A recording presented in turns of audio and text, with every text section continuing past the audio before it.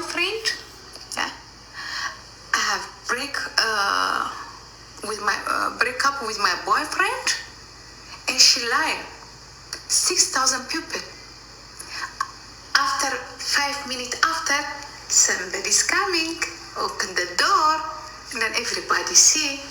Today morning, I wake up from my bed. Yeah, everywhere post the husband's coming. She lying 5 minutes before. That's a shame. We don't need like this woman. Why she lying? Why is she lying, babe? Why you support lying people? It's not good for our future. Nobody asked him, she have boyfriend or not, but she talked before. She talked before with one guys.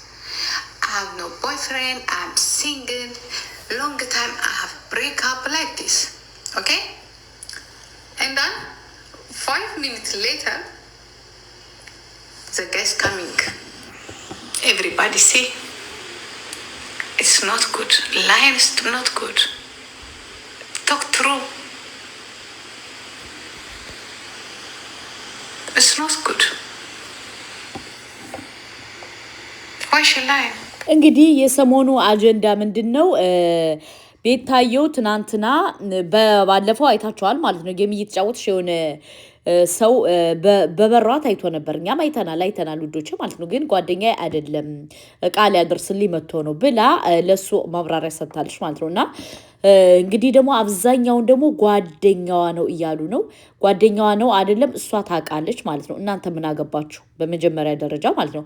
በሁለተኛ ደረጃ ደግሞ እኔ ከጓደኛዬ ጋር ተለያይቻለሁ የራሴን ህይወት እየኖርኩ ነው ካለች ልጅቱ ካለች እናንተ ምን አገባችሁ? አንደኛ ጥያቄ ዝሆኔ ሁልጊዜ ለምንድነው እንትን የምትዩ? ለምንድነው ሁልጊዜ ተንኮላልቅብሽ ሆንሽው? ተንኮላልቅብሽ ምክንያቱም ያንቺ ልጅ ባሏን ቁም ስቅል አሳይታ ስለመጣች ለዛ ነው። ባሏን ቁም ስቅል አሳይታ መጣች። ከዛ በኋላ ሰውንም ጊፍት እንዲሰጣት ፈለገች። ሰው ጊፍት አልሰጣትም። ከዛ በኋላ ምን ሆነች ልጅሽ? አሁን ሶሻል ሚዲያ ላይ ሳምሪ ጠፍታለች። ለምን? የለማ ልመና ሁሉ ሰው ጠመመባት፣ አልሰጣትም። እሱም ጠፍቷል አማችሽ ማለት ነው። እና ቆይ አሁን እኔ የምለው ቤታዩ ምን ታርግሽ? ቤታዩን ጠምደሽ እንደወገብ ቅማል አንቺና ሊያሾ ያዛችኋት ምንድን ነው? አልገባኝም። ለምን ካላችሁ ትቀናናላችሁ። ኦፍ ኮርስ ትቀናናላችሁ። ለምን? ቤታዩ ብዙ ሰው አላት፣ አንቺ ብዙ ሰው የለሽም። ዝሆኔ የለሽም። በሁለተኛ ደረጃ ደግሞ ለምንድነው በዚህ ደረጃ የምትቀናኑት? ለምንድነው በዚህ ደረጃ የምትቀናኑት? ለምንድነው በዚህ ደረጃ እንትን የምትሉት? ምን አለ አንዳንዴ አልፋችሁ እንትን ብትሉ። አልፎ ማየት እኮ የመሰለ የለም። ሁልጊዜ ባልና ሚስት ይመስል ይበላላሉ። በአላህ ሁልጊዜ ቅናት፣ ሁልጊዜ ቅንቅናም። ይሄ እኮ ሶሻል ሚዲያ ነው። ካገኘሽ ይመቻት። ቤታዩ ትብላ፣ ምን ችግር አለው ካገኘሽ? ምን አስጨነቀሽ አንቺ እንዴ? ሰው እንዴት ነው በዚህ ደረጃ ሁልጊዜ ያዙይ ልቀቁኝ? ዝሆኔ ሁልጊዜ ያዙይ ልቀቁኝ ነው የምትል ውዶቼ ማለት ነው። በጣም ችግር አለባት። ለምን ካላችሁ በጣም ነው የምትቀናው ማለት ነው። በጣም ነው የምትቀናው። በጣም ትቀናለች፣ በጣም ትቃጠላለች፣ በጣም እንትን ትላለች። ምክንያቱም እሷ ሁልጊዜ የእሷ ልጅ አጀንዳ እንድትሆን ነው የምትፈልገው። ሌላ ሰው እንዲሆን አትፈልግም። የእሷና የእሷ ልጅ ብቻ ነው እንድትሆን የምትፈልገው አጀንዳ ማለት ነው።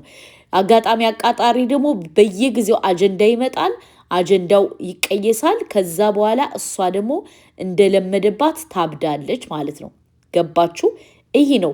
በሁለተኛ ደረጃ ደግሞ ቤታየው ወንድ አላት ወንድ የላትም፣ ይሄ የራሷ መብት ነው። መብት እሷ ወዳ ፈቅዳ ፈልጋ ካመጣሽ አህለን ወሳህለን፣ ወዳ ፈቅዳ ካላሳይሽ መብቷ ነው። አንቺ ምን አስጨነቀሽ? አለሽ አይደል እንዴ ያንቺ ልጅ ባሏን አማራ ልደፋው በስቃይ ልትገለው አንገብግባ የጣለችው ያንቺ ልጅ አለሽ አይደል እንዴ? ያንቺ ልጅ እኮ አለሽ። የትም ቦታ ሳንሄድ የትም ስንት ነገር ያለችው ስንት ነገር ያላለችው ነገር የለም ያንቺ ልጅ። ስለዚህ ቤታዮ ምን ታርግሽ? ቤታዮ ምን ትሆን? ቤታዮ ምን ታርግሽ? እና ውዶቼ ማለት ነው ከምሬን የምነግራችሁ ሊያሾና ጂጂ ማለት ነው ሊያሾና ጂጂ በቅናት አብደዋል፣ በቅናት ጡዘዋል። በቅናት ያልሆኑት ነገር የለም። ለምን ቤታየው ብዙ ሰው አላት፣ እነሱ ደግሞ አሁን ብዙ ሰው የላቸውም። የምትበልጣቸው ማናት? ቤታዮ ነው የምትበልጣቸው። ገባችሁ? ለዛ ነው በቃ ግብ እያሉ ያሉ። መልካም መቃጠል፣ መልካም መናደድ፣ መልካም መቃጠል። ተቃጠሉ፣ ተናደዱ። ቤታየው ትለመልማለች። እናንተ ትቀናላችሁ፣ እድሜ ልካችሁን ትንጫጫላችሁ። እሷ ደግሞ ቤታየው ደግሞ እድሜ ልኳን ደግሞ ዶላሯን ታፍሳለች። በስ በሁለተኛ ደረጃ ደግሞ ልንገራችሁ፣ ሰው ጊፍት ሊሰጥ እናንተ ተንቀለቀላችሁ። አውዙ ቢላ ሰው አለኝ፣ ይቅርታ የምጠይቀው ሰው አለኝ። ሳላስበው አክስቴን በማይሆን ባጉል ነገር አስቀይሜያታለሁ እና ይቅርታ ልጠይቃት ነው። እባካችሁን ሪካርድ አድርጉኝ። እኔ በቲክቶክ ዓለም እስከዛሬ በቲክቶክ ዓለም ስኖር በዚች ዓለም ስኖር ይቅርታ ማንንም ብዬ አላቅም። ጥጋብ ይሁን ንቀት ይሁን እልህኝነት ይሁን አላቅም። ግን ዛሬ በጣም ተሸነፍኩኝና ፈርቼ ሳይሆን በቃ ስተሰራው ብዬ ይቅርታ ጂጂ ልጠይቃት ነው። እሺ ሪካርድ አድርጉና አድረሱላል። ይሄ ይግባልሽ። ከዛ አየሩ ጸጥ ሲል ገርገብ ሲል የተሰካካሹን እነቃቀልሻለሁ። እኔ ቤታ ንቅልቅል አድርጌ ብትንትን አድርጌ ድጋሚ ገጥሜ እሰራሻለሁ። እኔ ቤታ እኔ አንቺን ላይክ ቆሜ ወይኔ ይቅርታ